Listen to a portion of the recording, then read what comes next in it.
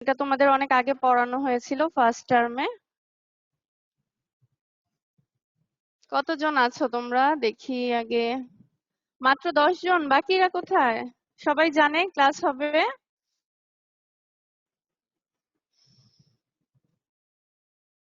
আজকে আমরা পড়বো drug used in disorders of coagulation. আমরা যে পড়েছিলাম ওয়ারফেরিন, হেপারিন অ্যান্টিকোয়াগুলেন্ট হিসেবে আমরা কি কি ড্রাগ ব্যবহার করি সেগুলি আমরা আজকে একটু রিভিউ করব। এটা দেখো, এটা হলো একটা কোয়াগুলেশন ক্যাসকেড। মানে আমাদের যদি হাত কেটে যায় কোনো কারণে তাহলে কি হয়? একটু পরেই দেখবে ক্লট হয়ে ব্লিডিংটা বন্ধ হয়ে যাচ্ছে নর্মাল পার্সনে। এটা কিভাবে হয়? এটাকে বলে কোয়াগুলেশন ক্যাসকেড, যে একটা ফ্যাক্টর অ্যাক্টিভেট হয়ে ওটা নেক্সট ফ্যাক্টরকে, একটা চেইন অফ সিরিজ নেক্সট ফ্যাক্টরকে অ্যাক্টিভেট করে, যার কারণে আলটিমেট ইফেক্ট হয় ফিব্রিন ক্লট হয়ে ওই জায়গায় একটা ক্লটেড ব্লাড হয়, যার কারণে ব্লিডিংটা বন্ধ হয়ে যায়। এটাকেই বলে কোয়াগুলেশন ক্যাসকেড। দেখো ফ্যাক্টর 10A এটা কি করে? প্রথম বিনকে থ্রম্বিনে অ্যাক্টিভেট করে। এই থ্রম্বিনটা নেক্সট কি করবে? যে ফিব্রিনোজেনকে ফিব্রিন করবে। এই প্রথম বিন, ফিব্রিনোজেন, শুধু 10 এগুলিকে বলে zymogen, that is inactive form. আর যখন এটা অ্যাক্টিভ হবে এটাকে বলে অ্যাক্টিভ প্রোটিয়েজ, অর এটাকে সিম্বল দিয়ে প্রকাশ করে যে 10A। এভাবে, যেমন থ্রম্বিন হলো একটা active protease, fibrin active protease, 10A এগুলি হলো অ্যাক্টিভেটেড ফর্ম। এগুলিকে বলে অ্যাক্টিভ প্রোটিয়েজ। আর প্রথম বিন, ফিব্রিনোজেন, ফ্যাক্টর 10 এগুলিকে বলে zymogen, that is inactive form. Normally coagulation ফ্যাক্টরগুলি ব্লাডে ইনঅ্যাক্টিভ ফর্মে থাকে জাইমোজেন হিসেবে। যখনই দরকার হয় তখনই এরা অ্যাক্টিভ প্রোটিয়েজ হিসেবে কাজ করা শুরু করে। দেখো এখানে একটা রিটেন কোশ্চেন আসে, যেটা খুব কমনলি আসে, যে ক্লাসিফাই অ্যান্টিকোয়াগুলেন্ট ড্রাগ। এটা তোমরা কিভাবে ক্লাসিফাই করবে? তোমরা পারেন্টারা আর 2 নাম্বার হলো ওরাল অ্যান্টিকোয়াগুলেন্ট ড্রাগ, এভাবে করতে পারো। কিংবা থ্রম্বিন ইনহিবিটর, ডিরেক্ট আর ইনডিরেক্ট।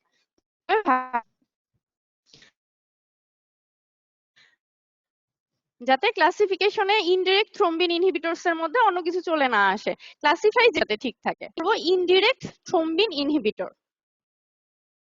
থ্রম্বিনটা কি? আমরা কি দেখলাম একটু আগে? প্রথম বিন থেকে থ্রম্বিন হয়, যেটা কিনা ব্লাড কোয়াগুলেশনে হেল্প করে। আর অ্যান্টিকোয়াগুলেন্ট ড্রাগের এমটাই থাকে যে বডিতে সার্কুলেশনে যাতে ব্লাডটা কোয়াগুলেট না করে, ক্লটেড না হয়ে যায়। এজন্য আমি যদি থ্রম্বিনকে ইনহিবিট করে দেই ব্লাডে, তাহলেই আমি অ্যান্টিকোয়াগুলেন্ট ইফেক্ট পাবো। আমাদের বডিতে একটা এন্ডোজেনাস অ্যান্টিকোয়াগুলেন্ট থাকে, নাম কি বলো তো?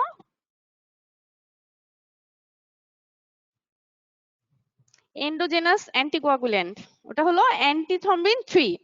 হেপারিন গুলি কি করে? ওই অ্যান্টিথ্রম্বিন 3 অ্যাক্টিভিটিটাকে বাড়ায় 1000 ফোল্ড। এজন্যই এদেরকে বলে ইনডিরেক্ট থ্রম্বিন ইনহিবিটর। মানে ওরা ডিরেক্টলি থ্রম্বিনকে ইনহিবিট করে না, ওরা অ্যান্টি থ্রম্বিনকে অ্যাক্টিভেট করে, ওই অ্যান্টি থ্রম্বিনটা যে থ্রম্বিনকে ইনহিবিট করে, যার কারণে এদেরকে বলা হয় ইনডিরেক্ট থ্রম্বিন ইনহিবিটরস। এর মধ্যে কি কি আছে আমরা দেখি। এর মধ্যে আছে unfractionated heparin or high molecular heparin.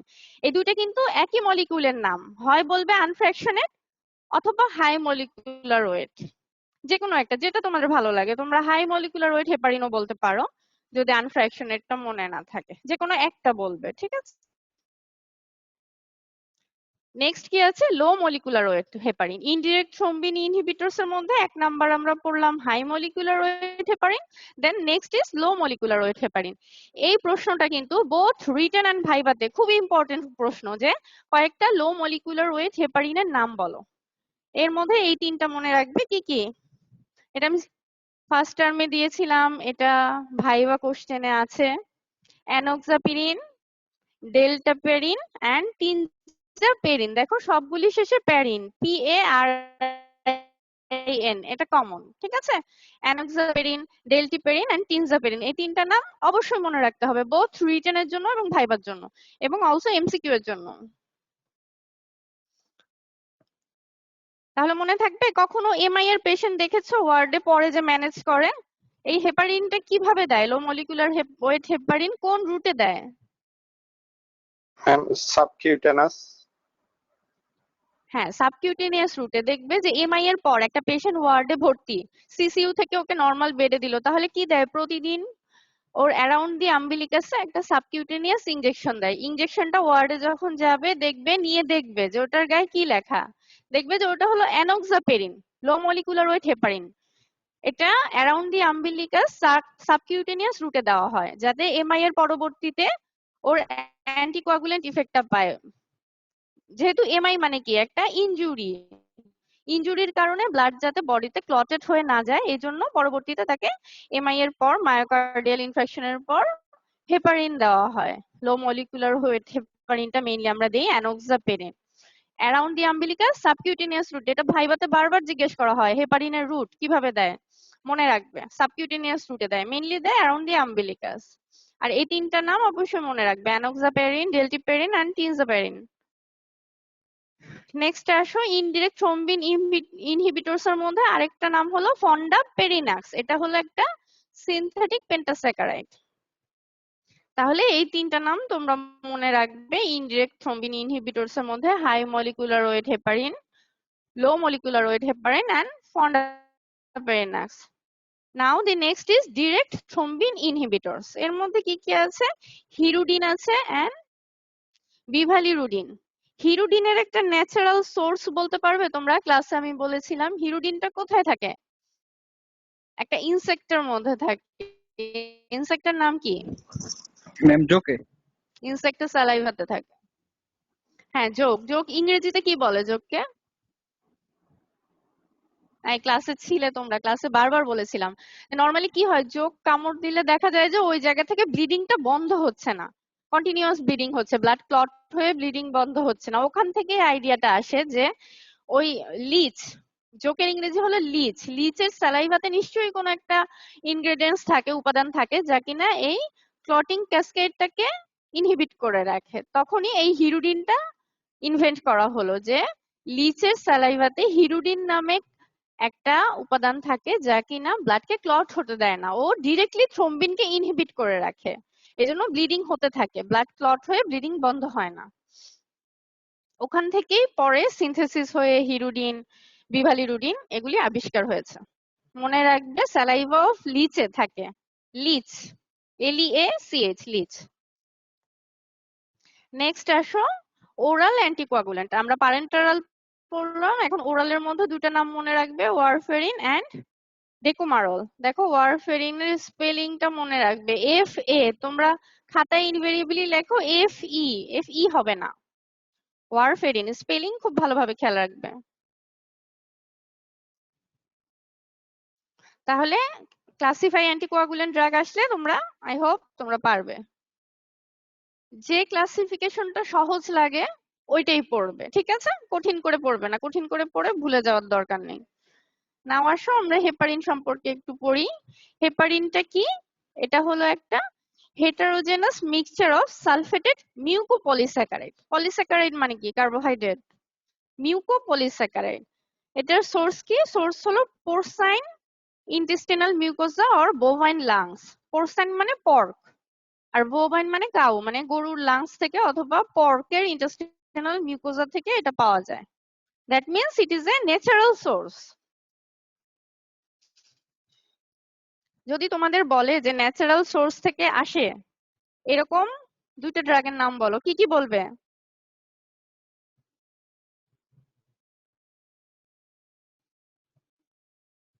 আছো তোমরা? হ্যাঁ, 22 জন আছো, বলো কি কি বলবে। একটা তো বলে বলে দিলাম, হেপারিন। আরেকটা কি বলতে পারো? মরফিন। মরফিনের কি ন্যাচারাল মরফিন। সোর্স না? কোত্থেকে আসে ওটা? পাপায়া এটা সমিফেরাস। মনে রাখবে, ভাইবাতে কিন্তু। হ্যাঁ হ্যাঁ, পাপায়া এটা হঠাৎ সমিফেরাস। ভাইবাতে জিজ্ঞেস করলে মনে নাও আসতে পারে। পেপাভার সমনিফেরাম। তাহলে দুইটা ড্রাগ বললে তোমরা বলবে heparin natural source, morphine natural source. Now the next question is why heparin is not given orally? এটা পরীক্ষাতে রিটেনেও আসে, ভাইবাতেও বারবার জিজ্ঞেস করা হয়, হেপারিন কেন ওরালি দেওয়া হয় না? বলো। প্রিভিয়াস স্লাইডেই আমরা দেখেছি এটা নেচার, আমি বোল্ড করে রেখেছি। এই নেচারটার জন্য এটা ওরালি দেওয়া হয় না, because it is a mucopolysaccharide. তুমি যদি এটা ওরালি দাও কি হবে? অ্যামাইলেজ দিয়ে ডাইজেস্ট হয়ে যাবে। ওরালি দিলে এটা কাজ করবে না, এই জন্য এটা পারেন্টারি দেওয়া হয় সাবকিউটেনিয়াস রুটে। এটা অবশ্যই মনে রাখবে, পরীক্ষায় আসে যে 3টা বা 4টা ড্রাগের এক্সাম্পল দাও যেটা ওরালি দেওয়া যায় না। কেন দেওয়া যায় না? এর মধ্যে একটা হলো হেপারিন।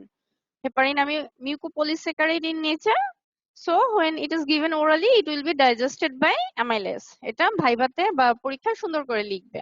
আরেকটা ড্রাগ কি বলতে পারি আমরা, যে ইনসুলিন আমরা ওরালি দিতে পারি না, কারণ ইনসুলিনটা হলো প্রোটিন ইন নেচার।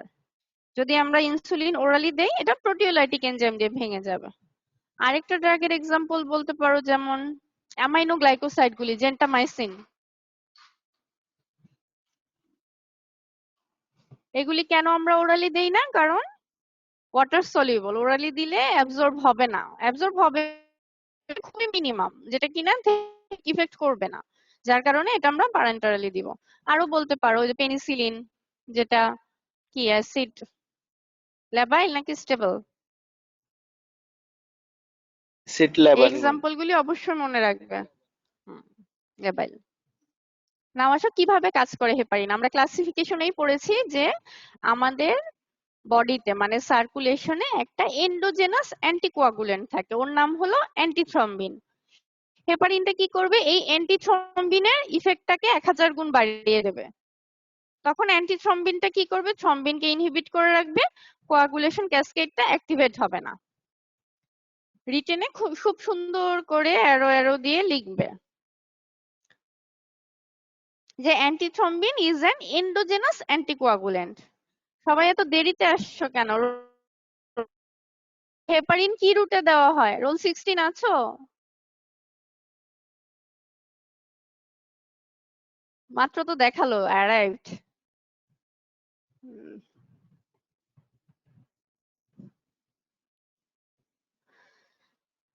আচ্ছা, দেখো অ্যান্টিথ্রম্বিন 3 টা কি করে normally? Antithrombin 3 inhibits clotting factor protease, মানে অ্যাক্টিভ ফর্ম গুলিকে ইনহিবিট করে রাখে। স্পেশালি কোনগুলি? Factor 2, thrombin, factor 9 and factor 10। কিভাবে ইনহিবিট করে রাখে? ওদের সাথে একটা কমপ্লেক্স ফর্ম করে এই ক্লটিং অ্যাক্টিভেটেড ক্লটিং ফ্যাক্টর গুলিকে ইনহিবিট করে রাখে। তারপর নেক্সট হেপারিনটা এসে কি করবে? হেপারিন করবে যে হেপারিন অ্যান্টিথ্রম্বিনের সাথে বাইন্ড করবে and accelerate the function of. পরীক্ষার সময় ভাইভাতে যদি জিজ্ঞেস করে কিচ্ছু মনে না থাকলে সহজে বলবে যে হেপারিনটা অ্যান্টিথ্রম্বিনের অ্যাক্টিভিটি 1000 গুণ বাড়িয়ে দেয়, তাহলেও হবে। তখন নেক্সট কোশ্চেন বলবে যে অ্যান্টিথ্রম্বিন কি? It is an endogenous anticoagulant, যা কিনা থ্রম্বিনকে হতে দেয় না, অ্যাক্টিভেট প্রোটিয়েজকে হতে দেয় না। ইন্ডিকেশন গুলি কি কি? কখন আমরা দেই হেপারিন? অ্যাকিউট এমআইএ দেই, unstable angina, deep vein thrombosis, যেখানে ভেইনের ভিতরে ব্লাড ক্লট হয়ে থ্রোম্বোসিস হয়, এম্বোলিজমের চান্স থাকে, তখন দেই। Disseminated intervascular coagulation, that is DIC. Pulmonary এম্বোলিজমের ক্ষেত্রে দিতে পারি, cerebral accident, thoracic surgery or angiogram. অ্যাঞ্জিওগ্রামে কি হয়? ভেসেলটা ইনজুর্ড হয় না, যেহেতু ভেসেলে আমি একটা ডাই দিচ্ছি, এজন্য পরের প্রিকশন হিসেবে আমরা হেপারিনটা দেই যাতে ব্লাড ক্লট হয়ে না যায় ভেসেল ইনজুরির কারণে। দেখো আমাদের ব্লাডের মধ্যে তো ক্লটিং ফ্যাক্টর আছে, কিন্তু এন্ডোজেনাস অ্যান্টিকোয়াগুলেন্টও আছে। তোমরা ফিজিওলজিতে কিছু ফ্যাক্টর পড়েছিলে না যে কেন সার্কুলেশনে ব্লাড গুলি ক্লটেড হয়ে যায় না? কি কি ছিল? যে এন্ডোথেলিয়ামটা স্মুথ থাকতে হবে, সার্কুলেশনটা খুব মানে সার্কুলেশনে কোনো ইন্টারাপশন হওয়া যাবে না, মানে স্ট্যাসিস মানে যেখানেই স্ট্যাসিস হবে ওখানেই থ্রম্বোসিস হবে। ইন্ডিকেশন গুলি মনে রেখো, ঠিক আছে? অন্তত 2-3টা যাতে বলতে পারো, acute MI angina, deep vein thrombosis, pulmonary embolism, এগুলি খুব ইম্পর্টেন্ট। নেক্সট হলো adverse effect of heparin. Adverse ইফেক্টের মধ্যে কি কি আছে? মেইনলি যেহেতু এটা তুমি কোয়াগুলেশনটাকে বন্ধ করার জন্য দিচ্ছ, অ্যাডভার্স ইফেক্ট মেইনলি হবে হেমোরেজ, আর যেহেতু এটা একটা ন্যাচারাল সোর্স থেকে আসে হাইপার সেন্সিটিভিটির চান্সটা বেশি থাকে। দেখো তিনটাই এইচ দিয়ে শুরু, এই তিনটাই খুব important: haemorrhage, hyper sensitivity, heparin induced thrombocytopenia.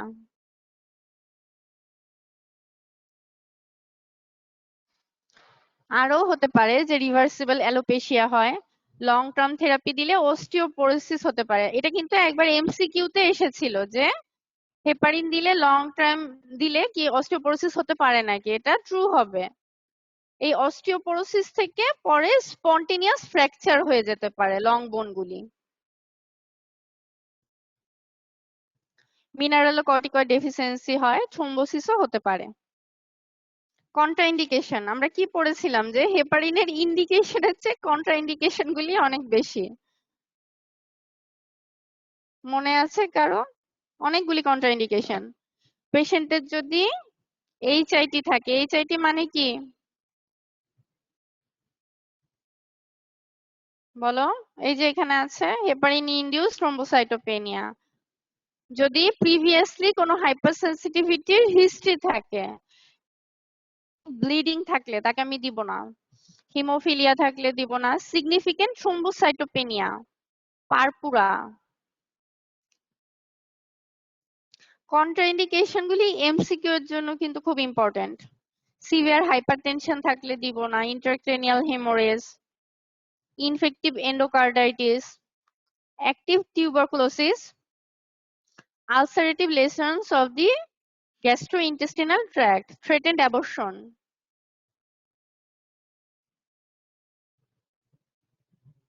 Visceral carcinoma, hepatic অথবা রেনাল ডিজিজ থাকলে দিব না। রিসেন্টলি যদি ওর কোনো ধরনের সার্জারি হয়ে থাকে ব্রেন, স্পাইনাল কর্ড অথবা আইয়ে, তাহলে দিব না। লাম্বাং পাংচার বা স্পাইনাল অ্যানাস্থেসিয়া দিলে রিসেন্টলি সেই পেশেন্টকে আমরা দিব না। তার মানে অনেকগুলি কন্ট্রাইন্ডিকেশন। নেক্সট আসো যে কোনো কারণে বেশি হয়ে যায়, আমার অ্যান্টিডোট দেওয়ার দরকার পড়ে, তাহলে কি দিব আমি? Antidote sulphate, protamine sulphate. আর এই হেপারিন যে অ্যান্টাগনিজমটা, এটা কি ধরনের অ্যান্টাগনিজম? আমরা জেনারেল প্রিন্সিপালসে পড়েছিলাম ম্যাম কেমিক্যাল। অ্যান্টাগনিজমের বিভিন্ন টাইপ। হ্যাঁ, কেমিক্যাল অ্যান্টাগনিজম। সালফেটটা হলো পজিটিভলি চার্জড আর হেপারিন হলো নেগেটিভলি চার্জড।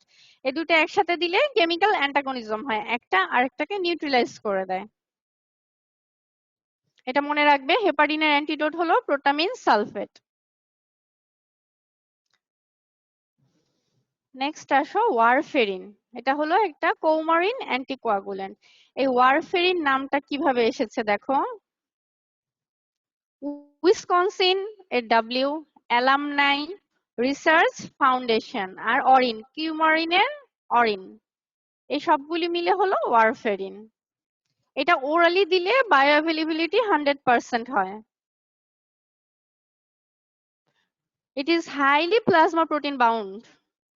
এগুলি কিন্তু এমসিকিউ এর জন্য খুব ইম্পর্টেন্ট।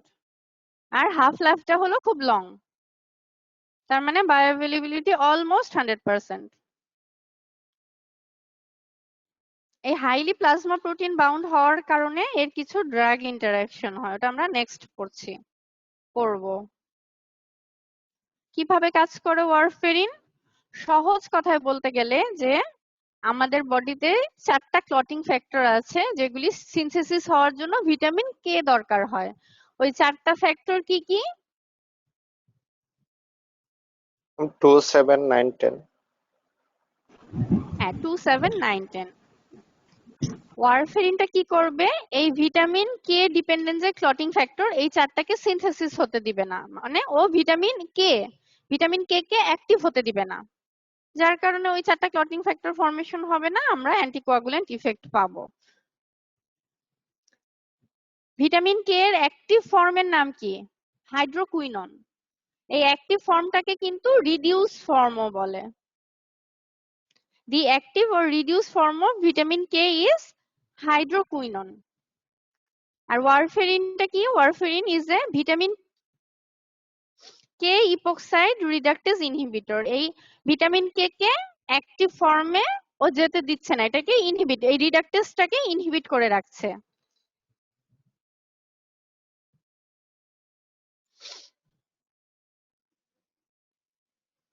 ওয়ারফেরিন ব্লক দি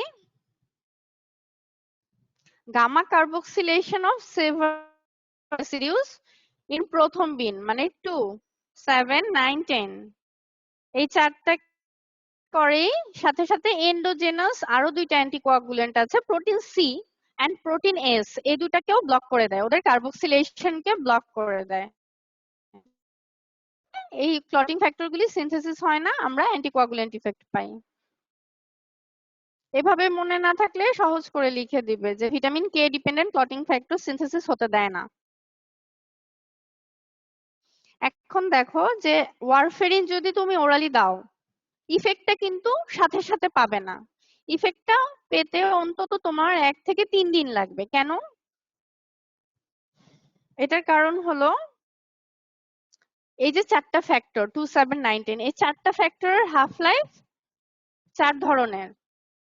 এই হাফ লাইফের উপর ডিপেন্ড করে onset of action of warfarin. দেখো ফ্যাক্টর 8 এর half life only 6 hours, but half life of factor 2 is about 60 hours, মানে 60 ঘন্টা।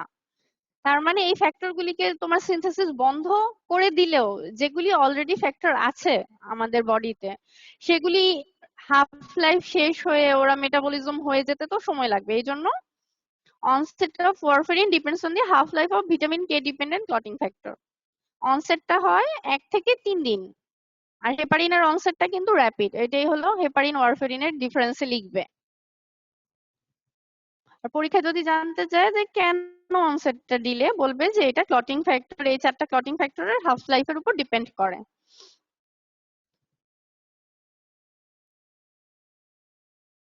ইন্ডিকেশন অফ ওয়ারফেরিন বলো তো কি কি হবে? হেপারিনের মতোই হবে। কি কি ওয়ারফেরিনের ইন্ডিকেশন বলো কেউ, কে কে আছো? 26 জন, রোল 12, রোল 12 আছো? রোল 45, কেউ বলো, দুই একটা ইন্ডিকেশন বলো ওয়ারফেরিনের। Madam deep vein thrombosis, pulmonary embolism.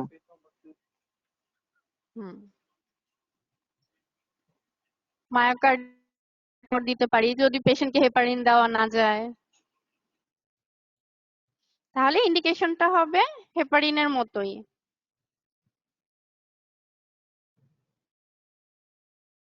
Adverse effect, Masum Majumdar, roll 50। আচ্ছা, অ্যাডভার্স ইফেক্ট কি কি হবে? ওয়ারফেরিনের মতোই, হেমোরেজ হবে, কিন্তু ওয়ারফেরিনের চেয়ে হেপারিনের চেয়ে ওয়ারফেরিনে হাইপারসেনসিটিভিটির চান্সটা কিছুটা কম। মেইন অ্যাডভার্স ইফেক্ট হলো হেমোরেজ। ওয়ারফেরিনের ক্ষেত্রে যে জিনিসটা খুব important both viva written MCQ, এটা হলো এর ড্রাগ ইন্টারঅ্যাকশন। তোমাদের নিশ্চয় মনে আছে যে যখনই আমরা কোনো ড্রাগের পড়তাম যে এই ড্রাগটা এনজাইম ইনডিউসিং ড্রাগ, তখনই এর সাথে এক্সাম্পল চলে আসতো যে এর সাথে যদি আমি ওয়ারফেরিন দিই কি হবে, কারণ ওয়ারফেরিনের থেরাপিউটিক ইন্ডেক্সটা ন্যারো, আর এটা ডোজ যদি একটু বাড়ে কমে খুব ফ্যাটাল হতে পারে। তাই ড্রাগ ইন্টারঅ্যাকশনে সবসময় ওয়ারফেরিন কমন। দেখো ড্রাগ ইন্টারঅ্যাকশন আছে দুই ধরনের, ফার্মাকোকাইনেটিক ড্রাগ ইন্টারঅ্যাকশন, ফার্মাকোডিনামিক। ফার্মাকোকাইনেটিক্স সাধারণত দুই ধরনের পড়ি। একটা হলো যে মেটাবোলাইজিং যে এনজাইম, ওটার ইফেক্টের কারণে যেসব ড্রাগ সাইটোক্রোম P450 এনজাইমকে ইনহিবিট করে, ওদের সাথে ওয়ারফেরিন দিলে কি হবে? ওয়ারফেরিন প্লাস ধরো দিলাম ক্লোরামফেনিকল বা মেট্রোনিডাজল বা কোট্রাইমক্সাজল অথবা সিমিটিডিন, অথবা পেশেন্ট অ্যালকোহল খায়, অ্যাকুট অ্যালকোহল ইনটক্সিকেশন হলো, তাহলে কি হবে? এই ড্রাগগুলি কি করবে? Inhibit the metabolism of warfarin. তাহলে কি হবে? যেহেতু মেটাবলিজমটাকে ইনহিবিট করছে, ওয়ারফেরিনের কনসেন্ট্রেশন ব্লাডে বেড়ে যাবে, তখন of anticoagulation, that is haemorrhage হবে। ঠিক আছে, তাহলে ড্রাগ ইন্টারঅ্যাকশনে লিখবে যে যেসব ড্রাগ মেটাবোলাইজিং এনজাইমকে ইনহিবিট করে, ওদের সাথে যদি ওয়ারফেরিন দেই, ওয়ারফেরিনের মেটাবলিজমটা কমে যাবে, আমি ওর অ্যাডভার্স ইফেক্ট বেশি পাবো, হেমোরেজ হতে পারে তখন। নেক্সট ইজ যেসব ড্রাগ মেটাবোলাইজিং এনজাইমকে স্টিমুলেট করে, যেমন ধরো বারবিচুরেটস, গ্লাইসিওফালভিন অথবা রিফাম্পিসিন, এগুলির সাথে দিলে কি হবে, অথবা পেশেন্টটা ক্রনিক মানে অ্যালকোহলিক, সে কি হবে, হেপারিনের মেটাবোলেট হবে, মানে হেপারিনটা খুব দ্রুত মেটাবলিজম হয়ে যাবে, আমি ওর অ্যান্টিকোয়াগুলেন্ট ইফেক্টটা পাবো না নর্মাল ডোজে। অ্যাটিনুয়েশন অফ অ্যান্টিকোয়াগুলেশন, এটা হলো এক ধরনের ফার্মাকোকাইনেটিক ইন্টারঅ্যাকশন। আরেকটা কি হতে পারে, প্লাজমা প্রোটিন বাইন্ডিং এর জন্য। আমরা কি পড়লাম, ওর ফার্মাকোকাইনেটিক প্রপার্টি ছিল কি, যে warfarin is a highly plasma protein bound drug. আমরা দিলাম ওয়ারফেরিন, ওয়ারফেরিন প্লাজমা প্রোটিনের সাথে বাইন্ড হয়ে থাকলো। আমরা জানি যে যখন প্লাজমা প্রোটিনের সাথে বাইন্ড হয়ে থাকে সেটা হয় একটা স্টোরেজ ফর্ম অথবা ইনঅ্যাক্টিভ ফর্ম। 90% ধরো বাইন্ড হয়ে আছে প্লাজমা প্রোটিনের সাথে, আর 10% ওটার কাজ করছে। এখন এর সাথে আমি আরেকটা ড্রাগ দিলাম ওয়ারফেরিনের সাথে, ধরো দিলাম সালফোনামাইড বা আদার কোনো ড্রাগ, যার প্লাজমা প্রোটিনের প্রতি অ্যাফিনিটি ওয়ারফেরিনের চেয়েও বেশি। ও কি করবে তখন, এসে সালফোনামাইডে এসে তখন ওয়ারফেরিনকে ডিসপ্লেস করে দিবে প্লাজমা প্রোটিন থেকে, ডিসপ্লেস করে ও নিজে যে প্লাজমা প্রোটিনের সাথে বাইন্ড হবে, যার কারণে ওয়ারফেরিনের কনসেন্ট্রেশনটা বেড়ে যাবে, অ্যাক্টিভ ফর্মটা বেড়ে যাবে, আমরা ওর অ্যাডভার্স ইফেক্টও বেশি পাবো, হেমোরেজ হয়ে যেতে পারে তখন। তাহলে এটা সুন্দর করে গুছিয়ে লিখবে যে যদি কোনো এমন কোনো ড্রাগ দেওয়া হয় যার প্লাজমা প্রোটিনের প্রতি অ্যাফিনিটি ওয়ারফেরিনের চেয়ে বেশি, ও ওয়ারফেরিনকে বাইন্ডিং সাইট থেকে ডিসপ্লেস করে দিবে, যার কারণে আমরা ওয়ারফেরিনের কনসেন্ট্রেশন বেশি পাবো, ইফেক্টও বেশি পাবো। আর ফার্মাকোডিনামিক ইন্টারঅ্যাকশনের মধ্যে কি আছে, ধরো সিনার্জিজম হতে পারে। এমন কোন পেশেন্টের ডিজিজ আছে, ধরো হেপাটিক ডিজিজ আছে পেশেন্টের, আমরা জানি কি ক্লটিং ফ্যাক্টর গুলি সিনথেসিস হয় কোথায়, লিভারে হয়। একটা পেশেন্টের যদি লিভার ডিজিজ থাকে, তার তো নরমালি ক্লটিং ফ্যাক্টর সিনথেসিস কম হচ্ছে, ওর মধ্যে তুমি আরো ওয়ারফেরিন দিলে তাহলে কি হবে, দুইটার অ্যাকশনটা সিনার্জিজম হবে, অ্যাকশন বেড়ে যাবে, ওয়ারফেরিনও ক্লটিং ফ্যাক্টর সিনথেসিস কে কমাচ্ছে, আবার লিভার ডিজিজের কারণেও তার ক্লটিং ফ্যাক্টর সিনথেসিস কম হচ্ছে। আরেকটা হতে পারে ফার্মাকোডিনামিক ইন্টারঅ্যাকশনের মধ্যে কম্পিটিটিভ অ্যান্টাগনিজম। কোনো কারণে পেশেন্টটা ভিটামিন কে ইনটেকটা বাড়িয়ে দিল, ওর কি হবে, vitamin K dependent clotting factor সিনথেসিসও বেশি হবে, তখন আমি ওয়ারফেরিন দিলাম, তাহলে ওয়ারফেরিনের কাজটা কিছুটা কমে যাবে না, এটাকে বলে অ্যান্টাগনিজম। ভিটামিন কে তখন ক্লটিং ফ্যাক্টর সিনথেসিস বাড়াতে থাকবে। আরেক ধরনের ইন্টারেকশন আছে যে দুইটা ডাইউরেটিক্স, ক্লোরথ্যালিডন আর স্পাইরোনোল্যাকটিন কি করে, ক্লটিং ফ্যাক্টরকে কনসেন্ট্রেট করে, তখন আমরা একটা কম পেতে পারি। হাইপোথাইরয়েডিজম, হাইপোথাইরয়েডিজমে কি হয়, decrease turnover rate of clotting factor, মানে টার্নওভার রেট মানে কি, ক্লটিং ফ্যাক্টর মেটাবলিজম হয় দেরিতে, হাইপোথাইরয়েডিজমে সবকিছুই তো ডিলে হয়, তখন দেখা যায় যে ওয়ারফেরিনটা দিলে কি হবে, ইফেক্টটা এক্সাজারেট করতে পারে।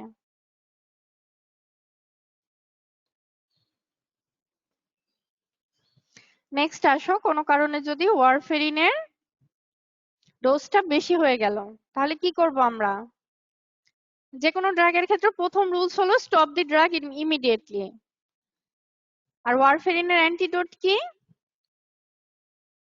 ভিটামিন কে, ভিটামিন কে 1 এর যে অ্যাক্টিভ ফর্ম ফাইটোনাডিয়ন, এটা আমরা দিব, ওরালি দিতে পারি অথবা প্যারেন্টারালি দিতে পারি। সাথে কি দিব, ফ্রেশ ফ্রোজেন প্লাজমা। কেন দিব ফ্রেশ ফ্রোজেন প্লাজমা, কারণ প্লাজমাতে ক্লটিং ফ্যাক্টর গুলি থাকবে ফ্রেশ প্লাজমাতে। প্রথম বিন কমপ্লেক্স দিতে পারি অথবা রিকম্বিনেন্ট ফ্যাক্টর 7 দিতে পারি।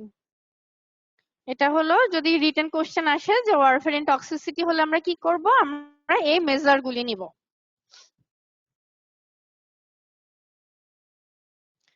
নেক্সট আসো, একটা রিটেন কোশ্চেন খুব বেশি আসে যে কম্পেয়ার হেপারিন উইথ ওয়ারফেরিন, এটা ভাইবা যে কাট কোশ্চেন ওখানেও আছে।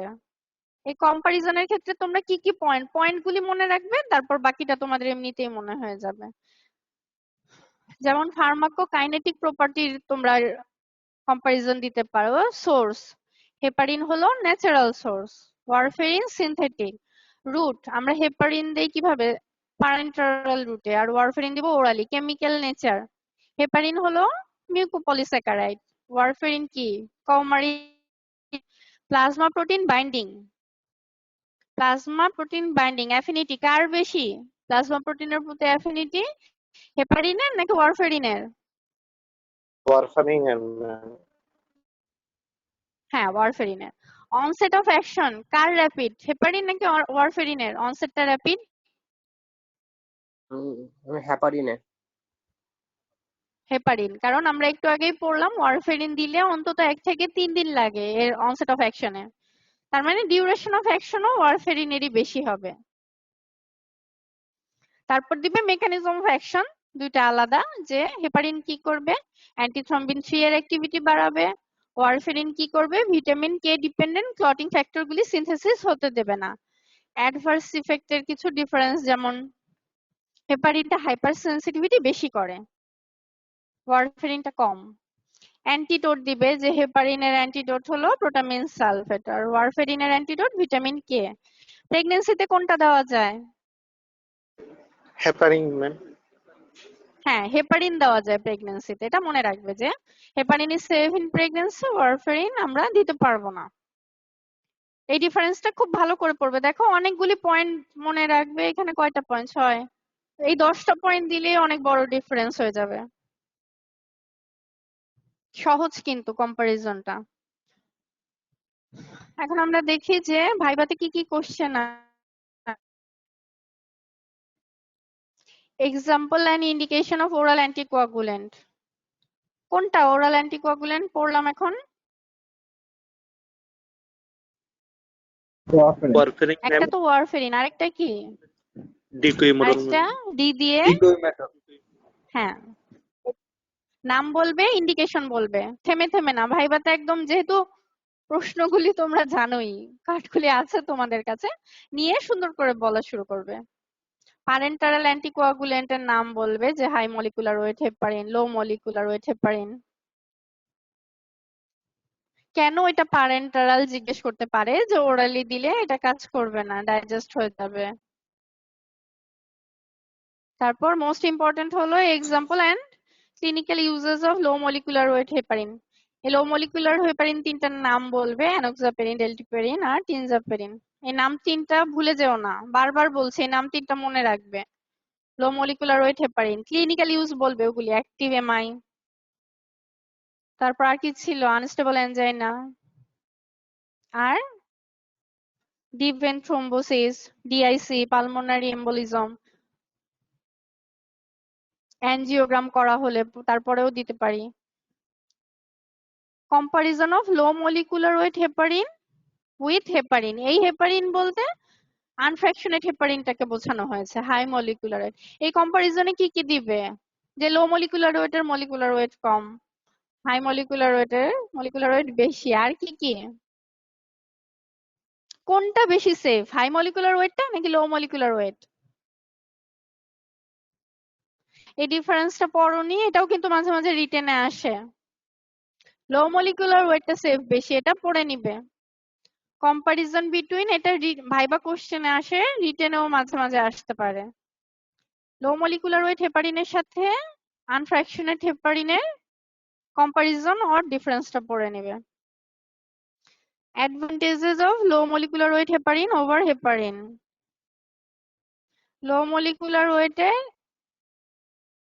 অ্যাডভার্স ইফেক্ট কম হয়, মনিটরিং করতে হয় না, না করলেও হয় মনিটরিং। কিন্তু আনফ্র্যাকশনেট হেপারিন দিলে মনিটর করতে হয়, পেশেন্টকে কন্টিনিউয়াস মনিটর করতে হয়।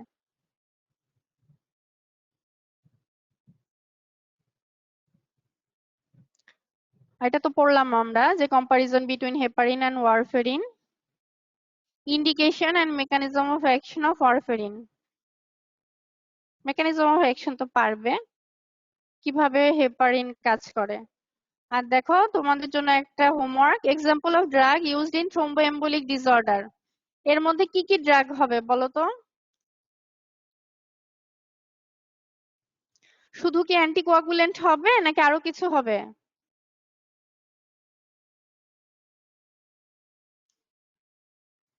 থ্রোম্বোএম্বোলিক ডিসঅর্ডারে আমরা কি কি ধরনের ড্রাগ দিতে পারি? এটা আমি নেক্সট ক্লাসে তোমাদের পড়া ধরবো, লিখে রাখো। মনে রাখবে।